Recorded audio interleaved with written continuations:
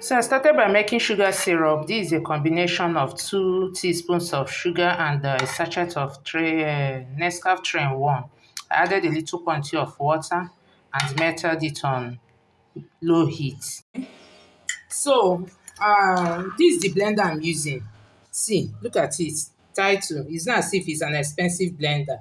For those that are talking about their blender spoiling. The one thing with blender is you don't just on the motor. I've soaked my tiger nut in warm water. So look at it. I will now add it to the blender. Meanwhile, you wash your hands properly before you do this. I will now add to the blender to blend it. So I add half cup of water. I'm not using much tiger nuts. It's just for one-time usage. And then I blend.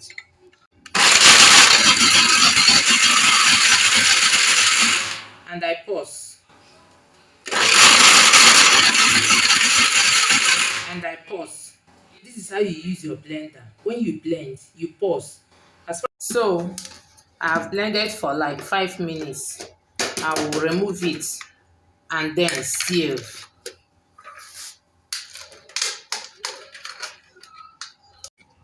So I'm sieving it for the first time. You can see how coarse it is.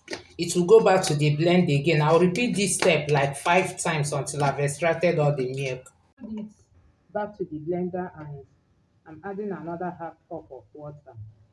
And I'll blend again, just the same way. Blend, pause, blend, pause.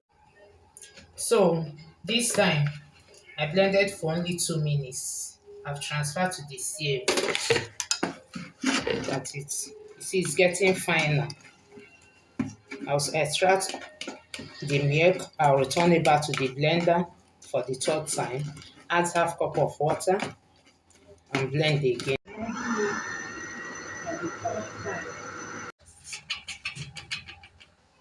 So this is the 4th time. You can see it's becoming smoother. Almost all the milk now have been extracted. I'll do it one more time. So this is the last stage of the extraction process.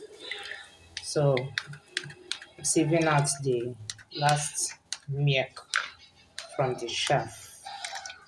So this is the shaft and this is the milk. See the tiger nut milk we've extracted. I will now pass the milk through this chiffon fabric so it will catch those debris that came in from the other sieve I used. I'll turn it because some of the milk is at the bottom.